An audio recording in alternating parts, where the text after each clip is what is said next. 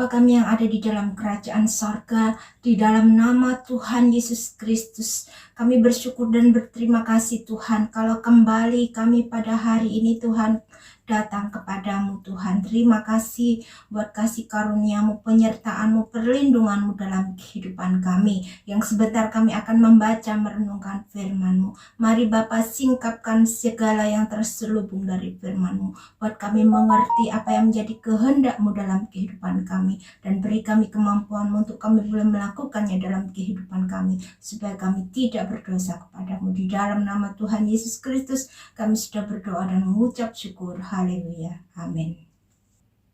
Shalom. Salam sejahtera di dalam nama Tuhan Yesus Kristus. Saudara, mari kita lanjutkan pembacaan kita di dalam Injil Matius pasal yang ke-13, 14, dan 15. Perumpamaan tentang seorang penabur. Pada hari itu keluarlah Yesus dari rumah itu dan duduk di tepi danau. Maka datanglah orang banyak berbondong-bondong, lalu mengerumuni dia, sehingga ia naik ke perahu dan duduk di situ. Sedangkan orang banyak semuanya berdiri di pantai, dan ia mengucapkan banyak hal dalam perumpamaan kepada mereka. Katanya, adalah seorang penabur keluar untuk menabur. Pada waktu ia menabur, sebagian benih itu jatuh di pinggir jalan, lalu datanglah burung dan memakannya sampai habis. Sebagian jatuh di tanah yang berbatu-batu, yang tidak banyak tanahnya. Lalu benih itu pun segera tumbuh karena tanahnya tipis. Tetapi sesudah matahari terbit, layulah ia dan menjadi kering karena tidak berakar. Sebagian lagi jatuh di tengah semak duri, lalu makin besarlah semak itu dan menghimpitnya sampai mati. Dan sebagian jatuh di tanah yang baik lalu berbuah, ada yang 100 kali lipat, ada yang 60 kali lipat, ada yang 30 kali lipat. Siapa bertelinga, hendaklah ia mendengar. Maka datanglah murid-muridnya dan bertanya kepadanya, mengapa engkau berkata-kata kepada mereka dalam perumpamaan? Jawab Yesus, kepadamu diberi karunia untuk mengetahui rahasia kerajaan sorga, tetapi kepada mereka tidak. Karena siapa yang mempunyai, kepadanya akan diberi, sehingga ia berkelimpahan. Tetapi siapa yang tidak mempunyai, apapun juga yang ada padanya akan diambil daripadanya. Itulah sebabnya aku berkata-kata dalam perumpamaan kepada mereka. Karena sekalipun melihat, mereka tidak melihat, dan sekalipun mendengar, mereka tidak mendengar dan tidak mengerti. Maka pada mereka genaplah nubuat Yesaya yang berbunyi, kamu akan mendengar dan mendengar, namun tidak mengerti. Kamu akan melihat dan melihat, namun tidak menanggap. Sebab hati bangsa ini telah menebal, dan telinganya berat mendengar, dan matanya melekat tertutup, supaya jangan mereka melihat dengan matanya dan mendengar dengan telinganya dan mengerti dengan hatinya lalu berbalik sehingga aku menyembuhkan mereka. Tetapi berbahagialah matamu karena melihat dan telingamu karena mendengar, sebab aku berkata kepadamu, sesungguhnya banyak nabi dan orang benar ingin melihat apa yang kamu lihat tetapi tidak melihatnya, dan ingin mendengar apa yang kamu dengar tetapi tidak mendengarnya. Karena itu dengarlah arti perumpamaan penabur itu kepada setiap orang yang mendengar firman tentang kerajaan sorga, tetapi tidak mengertinya. Datanglah si jahat dan merampas yang ditaburkan dalam hati orang itu. Itulah benih yang ditaburkan di pinggir jalan. Benih yang ditaburkan di tanah yang berbatu-batu ialah orang yang mendengar firman itu dan segera menerimanya dengan gembira, tetapi ia tidak berakar dan tahan sebentar saja. Apabila datang penindasan atau penganiayaan karena firman itu, orang itu pun segera murtad. Yang ditaburkan di tengah semak duri ialah orang yang mendengar firman itu, lalu kekhawatiran dunia ini dan tipu daya kekayaan menghimpit firman itu sehingga tidak berbuah. Yang ditaburkan di tanah yang baik ialah orang yang mendengar firman itu dan mengerti, Dan karena itu ia berbuah. Ada yang 100 kali lipat, ada yang 60 kali lipat, ada yang 30 kali lipat. Perumpamaan tentang lalang di antara gandum. Yesus membentangkan suatu perumpamaan lain lagi kepada mereka. Katanya, hal kerajaan sorga itu seumpama orang yang menaburkan benih yang baik di ladangnya. Tetapi pada waktu semua orang tidur, datanglah musuhnya, menaburkan benih lalang di antara gandum itu, lalu pergi. Ketika gandum itu tumbuh dan mulai berbulir, nampak jugalah lalang itu.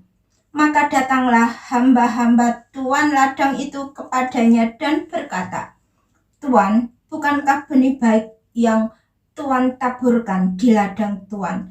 Dari manakah lalang itu? Jawab tuan itu, seorang musuh yang melakukannya. Lalu berkatalah hamba-hamba itu kepadanya, jadi maukah Tuan supaya kami pergi mencabut lalang itu? Tetapi ia berkata, jangan, sebab mungkin gandum itu ikut tercabut pada waktu kamu mencabut lalang itu. Biarkanlah keduanya tumbuh bersama-sama sampai waktu menuai. Pada waktu itu aku akan berkata kepada para penuai, kumpulkanlah dahulu lalang itu dan ikatlah berbekas-berkas untuk dibakar. Kemudian kumpulkanlah gandum itu ke dalam lumbungku. Perumpamaan tentang biji sesawi dan ragi. Yesus membentangkan suatu perumpamaan lain lagi kepada mereka. Katanya, hal kerajaan sorga itu seumpama biji sesawi yang diambil dan ditaburkan orang di ladangnya. Memang biji itu yang paling kecil dari segala jenis benih. Tetapi apabila sudah tumbuh, sesawi itu lebih besar daripada sayuran yang lain, bahkan menjadi pohon, sehingga burung-burung di udara datang bersarang pada cabang-cabangnya. Dan ia menceritakan perumpamaan ini juga kepada mereka. Hal kerajaan surga itu seumpama ragi yang diambil seorang perempuan dan diadukkan ke dalam tepung terigu 3 sukat sampai kamir seluruhnya. Semuanya itu disampaikan Yesus kepada orang banyak dalam perumpamaan, dan tanpa perumpamaan suatu pun tidak disampaikannya kepada mereka. Supaya genaplah firman yang disampaikan oleh Nabi, aku mau membuka mulutku, mengatakan perumpamaan, aku mau mengucapkan hal yang tersembunyi sejak dunia dijadikan. Penjelasan perumpamaan tentang lalang di antara gandum. Maka Yesus pun meninggalkan orang banyak itu lalu pulang. Murid-muridnya datang dan berkata kepadanya, jelaskanlah kepada kami perumpamaan tentang lalang di ladang itu. Ia menjawab, katanya, orang yang menaburkan benih baik ialah anak manusia. Ladang ialah dunia. Benih yang baik itu adalah anak-anak kerajaan, dan lalang adalah anak-anak si jahat. Musuh yang menaburkan benih lalang ialah iblis. Waktu menuai ialah akhir zaman, dan para penuai itu malaikat. Maka seperti lalang itu dikumpulkan dan dibakar dalam api, demikian juga pada akhir zaman. Anak manusia akan menyuruh malaikat-malaikatnya, dan mereka akan mengumpulkan segala sesuatu yang menyesatkan dan semua orang yang melakukan kejahatan dari dalam kerajaannya. Semuanya akan dicampakkan ke dalam dapur api. Di sanalah akan terdapat ratapan dan kertak gigi. Pada waktu itulah orang-orang benar akan bercahaya seperti matahari dalam kerajaan Bapa mereka. Siapa bertelinga, hendaklah ia mendengar. Perumpamaan tentang harta terpendam dan mutiara yang berharga. Hal kerajaan surga itu seumpama harta yang terpendam di ladang, yang ditemukan orang, lalu dipendamkannya lagi. Oleh sebab sukacitanya, pergilah ia menjual seluruh miliknya, lalu membeli ladang itu. Demikian pula hal kerajaan sorga itu seumpama seorang pedagang yang mencari mutiara yang indah. Setelah ditemukannya mutiara yang sangat berharga, ia pun pergi menjual seluruh miliknya lalu membeli mutiara itu. Perumpamaan tentang pukat. Demikian pula hal kerajaan surga itu seumpama pukat yang dilabuhkan di laut, lalu mengumpulkan berbagai-bagai jenis ikan. Setelah penuh, pukat itu pun diseret orang ke pantai. Lalu duduklah mereka dan mengumpulkan ikan yang baik ke dalam pasu, dan ikan yang tidak baik mereka buang. Demikianlah juga pada akhir zaman, malaikat-malaikat akan datang memisahkan orang jahat dari orang benar, lalu mencampakkan orang jahat ke dalam dapur api. Di sanalah akan terdapat ratapan dan kertakan gigi. Mengertikah kamu semuanya itu? Mereka menjawab, ya, kami mengerti. Maka berkatalah Yesus kepada mereka, karena itu setiap ahli Taurat yang menerima pelajaran dari hal kerajaan sorga itu seumpama tuan rumah yang mengeluarkan harta yang baru dan yang lama dari perbendaharaannya. Yesus ditolak di Nazaret. Setelah Yesus selesai menceritakan perumpamaan itu, ia pun pergi dari situ. Setibanya di tempat asalnya, Yesus mengajar orang-orang di situ di rumah ibadat mereka. Maka takjublah mereka dan berkata, dari mana diperolehnya hikmat itu dan kuasa untuk mengadakan mujizat-mujizat itu? Bukankah ia ini anak tukang kayu? Bukankah ibunya bernama Maria dan saudara-saudaranya Yakobus, Yusuf, Simon, dan Yudas? Dan bukankah saudara-saudaranya perempuan semuanya ada bersama kita? Jadi dari mana diperolehnya semuanya itu? Lalu mereka kecewa dan menolak dia. Maka Yesus berkata kepada mereka, seorang nabi dihormati di mana-mana kecuali di tempat asalnya sendiri dan di rumahnya. Dan karena ketidakpercayaan mereka tidak banyak mujizat diadakannya di situ. Yohanes Pembaptis dibunuh. Pada masa itu sampailah berita-berita tentang Yesus kepada Herodes, raja wilayah. Lalu ia berkata kepada pegawai-pegawainya, inilah Yohanes Pembaptis. Ia sudah bangkit dari antara orang mati dan itulah sebabnya kuasa-kuasa itu bekerja di dalamnya. Sebab memang Herodes telah menyuruh menangkap Yohanes, membelenggunya dan memenjarakannya. Berhubung dengan peristiwa Herodias, istri Filipus saudaranya, karena Yohanes pernah menegurnya, katanya, tidak halal engkau mengambil Herodias. Herodes ingin membunuhnya, tetapi ia takut akan orang banyak yang memandang Yohanes sebagai nabi. Tapi pada hari ulang tahun Herodes, menarilah anak perempuan Herodias di tengah-tengah mereka dan menyukakan hati Herodes, sehingga Herodes bersumpah akan memberikan kepadanya apa saja yang dimintanya. Maka setelah dihasut oleh ibunya, anak perempuan itu berkata, berikanlah aku di sini kepala Yohanes Pembaptis di sebuah talam. Lalu sedihlah hati raja, tetapi karena sumpahnya dan karena tamu-tamunya diperintahkannya juga untuk memberikannya. Disuruhnya memenggal kepala Yohanes di penjara, dan kepala Yohanes itu pun dibawa orang di sebuah talam, lalu diberikan kepada gadis itu dan ia membawanya kepada ibunya. Kemudian datanglah murid-murid Yohanes Pembaptis mengambil mayatnya dan menguburkannya. Lalu pergilah mereka memberitahukannya kepada Yesus. Yesus memberi makan 5.000 orang. Setelah Yesus mendengar berita itu, menyingkirlah ia dari situ dan hendak mengasingkan diri dengan perahu ke tempat yang sunyi. Tapi orang banyak mendengarnya dan mengikuti dia dengan mengambil jalan darat dari kota-kota mereka. Ketika Yesus mendarat, ia melihat orang banyak yang besar jumlahnya, maka tergeraklah hatinya oleh belas kasihan kepada mereka dan ia menyembuhkan mereka yang sakit. Menjelang malam, Murid-muridnya datang kepadanya dan berkata, "Tempat ini sunyi dan hari sudah mulai malam. Suruhlah orang banyak itu pergi supaya mereka dapat membeli makanan di desa-desa." Tetapi Yesus berkata kepada mereka, "Tidak perlu mereka pergi, kamu harus memberi mereka makan."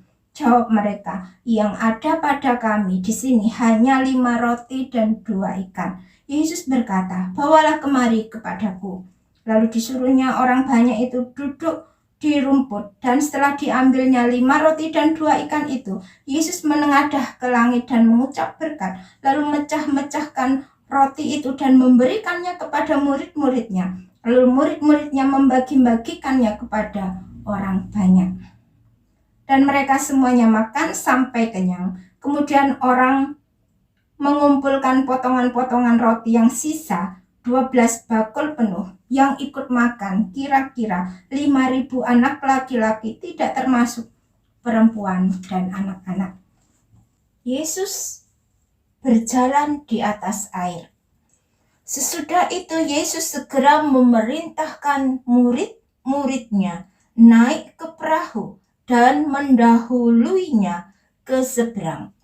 Sementara itu, ia menyuruh orang banyak pulang. Dan setelah orang banyak itu disuruhnya pulang, Yesus naik ke atas bukit untuk berdoa seorang diri. Ketika hari sudah malam, ia sendirian di situ.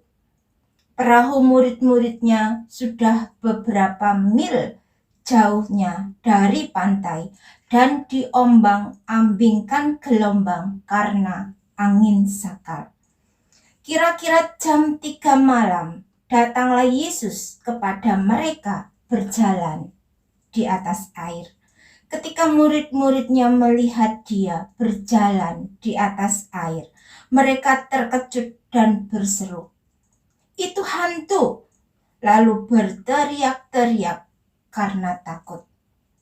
Tetapi segera Yesus berkata kepada mereka, "Tenanglah, aku ini, jangan takut." Lalu Petrus berseru dan menjawab dia, "Tuhan, apabila Engkau itu, suruhlah aku datang kepadamu berjalan di atas air." Kata Yesus, "Datanglah." Maka Petrus turun dari perahu dan berjalan di atas air mendapatkan Yesus. Tetapi ketika dirasanya tiupan angin, takutlah ia dan mulai tenggelam, lalu berteriak, "Tuhan, tolonglah aku." Segera Yesus mengulurkan tangannya, memegang dia dan berkata, "Hai orang yang kurang percaya, mengapa engkau bimbang?" Lalu mereka naik ke perahu dan angin pun redalah. Dan orang-orang yang ada di perahu menyembah dia, katanya, "Sesungguhnya Engkau Anak Allah." Yesus menyembuhkan orang-orang sakit di Genesaret. Setibanya di seberang, mereka mendarat di Genesaret. Ketika Yesus dikenal oleh orang-orang di tempat itu, mereka memberitahukannya ke seluruh daerah itu. Maka semua orang yang sakit dibawa kepadanya. Mereka memohon supaya diperkenankan menjamah jubahnya, dan semua orang yang menjamahnya menjadi sembuh. Perintah Allah dan adat istiadat Yahudi. Kemudian datanglah beberapa orang Farisi dan ahli Taurat dari Yerusalem kepada Yesus dan berkata, "Mengapa murid-muridmu melanggar adat istiadat nenek moyang kita? Mereka tidak membasuh tangan sebelum makan." Tetapi jawab Yesus kepada mereka, "Mengapa kamu pun melanggar perintah Allah demi adat istiadat nenek moyangmu? Sebab Allah berfirman, 'Hormatilah ayahmu dan ibumu.' Dan lagi, siapa yang mengutuki ayahnya atau ibunya pasti dihukum mati. Tetapi kamu berkata, barang siapa berkata kepada bapaknya atau kepada ibunya, apa yang ada padaku yang dapat digunakan untuk pemeliharaanmu sudah digunakan untuk persembahan kepada Allah. Orang itu tidak wajib lagi menghormati bapaknya atau ibunya. Dengan demikian, firman Allah kamu nyatakan tidak berlaku demi adat istiadatmu sendiri. Hai orang-orang munafik, benarlah nubuat Yesaya tentang kamu. Bangsa ini memuliakan aku dengan bibirnya, padahal hatinya jauh daripadaku. Percuma mereka beribadah kepadaku, sedangkan ajaran yang mereka ajarkan ialah perintah manusia. Lalu Yesus memanggil orang banyak dan berkata kepada mereka, dengar dan camkanlah. Bukan yang masuk ke dalam mulut yang menajiskan orang, melainkan yang keluar dari mulut, itulah yang menajiskan orang. Maka datanglah murid-muridnya dan bertanya kepadanya, engkau tahu bahwa perkataanmu itu telah menjadi batu sandungan bagi orang-orang Farisi. Jawab Yesus, setiap tanaman yang tidak ditanam oleh Bapakku yang di sorga akan dicabut dengan akar-akarnya. Biarkanlah mereka itu. Mereka orang buta yang menuntun orang buta. Jika orang buta menuntun orang buta, pasti keduanya jatuh ke dalam lubang. Lalu Petrus berkata kepadanya, jelaskanlah perumpamaan itu kepada kami. Jawab Yesus, kamu pun masih belum dapat memahaminya. Tidak tahukah kamu bahwa segala sesuatu yang masuk ke dalam mulut, turun ke dalam perut, lalu dibuang di jamban. Tetapi apa yang keluar dari mulut berasal dari hati, dan itulah yang menajiskan orang. Karena dari hati timbul segala pikiran jahat, pembunuhan, perzinahan, percabulan, pencurian, sumpah palsu, dan hujat. Itulah yang menajiskan orang. Tetapi makan dengan tangan yang tidak dibasuh tidak menajiskan orang. Perempuan Kanaan yang percaya. Lalu Yesus pergi dari situ dan menyingkir ke daerah Tirus dan Sidon. Maka datanglah seorang perempuan Kanaan dari daerah itu dan berseru, kasihanilah aku ya Tuhan, anak Daud, karena anakku perempuan kerasukan setan dan sangat menderita. Tetapi Yesus sama sekali tidak menjawabnya.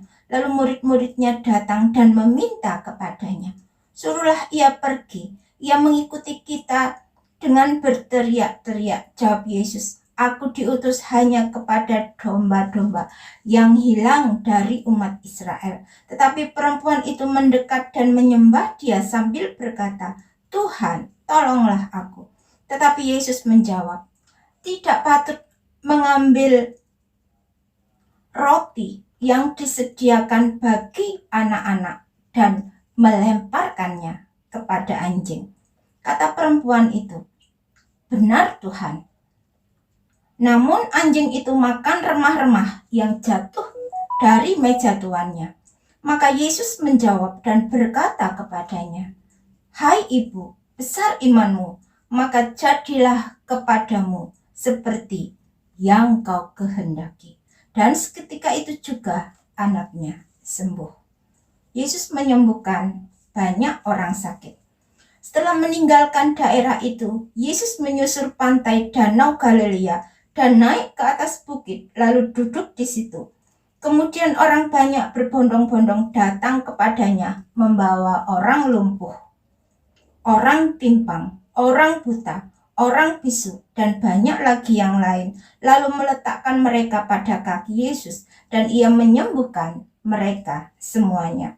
Maka takjublah orang banyak itu melihat orang bisu berkata-kata, orang timpang sembuh, orang lumpuh berjalan, orang buta melihat, dan mereka memuliakan Allah Israel.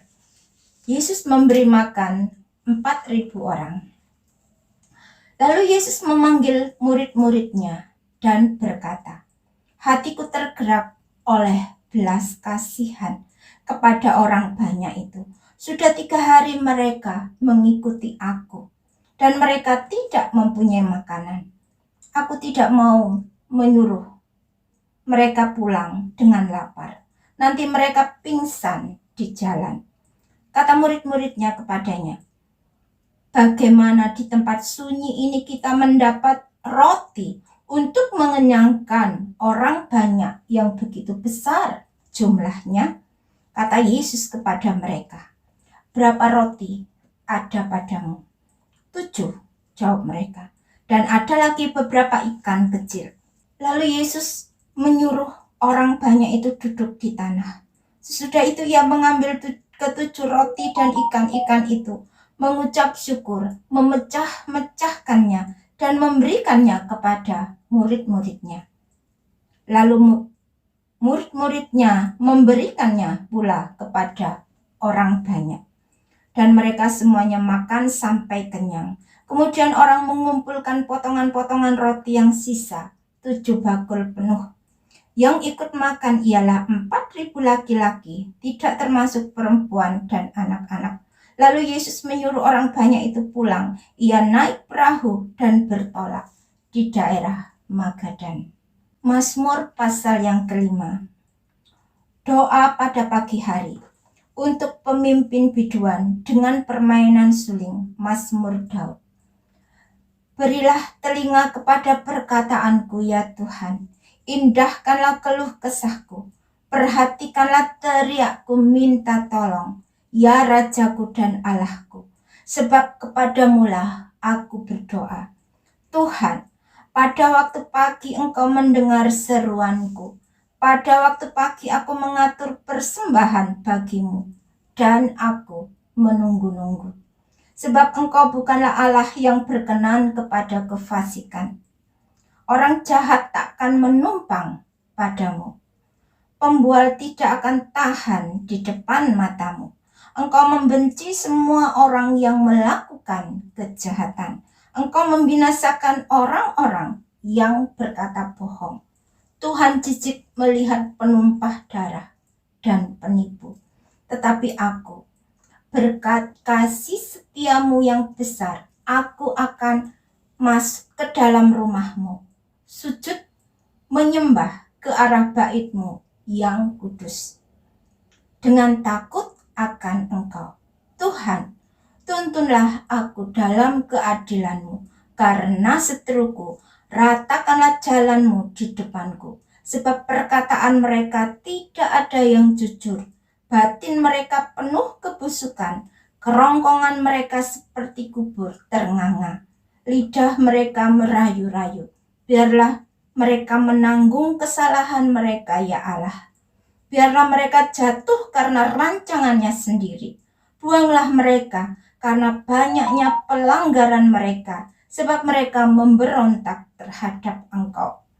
Tetapi semua orang yang berlindung padamu akan bersukacita. Mereka akan bersorak-sorai selama-lamanya, karena Engkau menaungi mereka, dan karena Engkau akan bersukaria orang-orang yang mengasihi namamu, sebab Engkaulah yang memberkati orang benar, ya Tuhan. Engkau memagari dia dengan anugerah-Mu seperti perisai.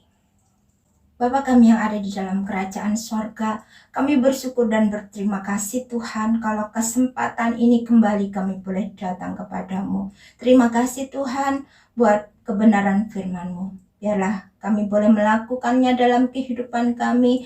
Oh Tuhan, mampukan kami Tuhan di dalam setiap perkara dalam kehidupan kami. Kami berharap bersandar sepenuhnya hanya kepadamu. Terima kasih Bapak. Ini doa dan permohonan kami yang kami imani dan kami peralaskan hanya di dalam nama Tuhan Yesus Kristus yang menjadi Tuhan dan Juru Selamat kami. Kami sudah berdoa dan mengucap syukur. Haleluya. Amin.